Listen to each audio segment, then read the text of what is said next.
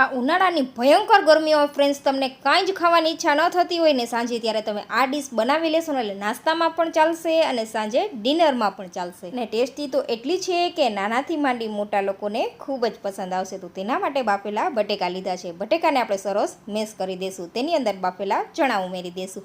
સાથે જ આપણે લસણની ચટણી ઉમેરી દઈશું. થોડો ચાટ મસાલો ઉમેરીશું અને લીલા ધાણા ઉમેરી દેવાના છે. ચટપટો એવો બટેકાનો મસાલો બનીને રેડી છે. તો અહીંયા આપણે લઈ લઈશું પાણીપુરીની પૂરી. તેને આપણે આ રીતે વચ્ચેથી તોડી લેવાની છે. તેની અંદર આપણે જે ચટપટો મસાલો તૈયાર કરેલો તે સ્ટફ કરી દેવાનો છે. પૂરીઓ ઉપર આપણે ચટણી ઉમેરવાની છે. તો પહેલી ચટણી આપણે ઉમેરીશું ધાણા ફુદીનાની ચટણી. પછી આપણે ઉમેરીશું રાજકોટની ફેમસ લીલી ચટણી. પછી તેના ઉપર ઉમેરવાની છે લસણની ચટણી, જે આપણે સૂકેલા મરચાં અને લસણને ક્રશ કરીને ઉમેરેલી છે. પછી આપણે રાજકોટની ફેમસ લીલી ચટણી ઉમેરી દેવાની છે અને ખજૂર આંબલીની મીઠી ચટણી. ચટણીઓ બધી ઉમેરાઈ જાય પછી આપણે ટમેટું અને ડુંગળી ઉમેરી દઈશું. જો તમને અહીંયા પસંદ હોય ને તો તમે દાડમના દાણા પણ ઉમેરી શકો છો.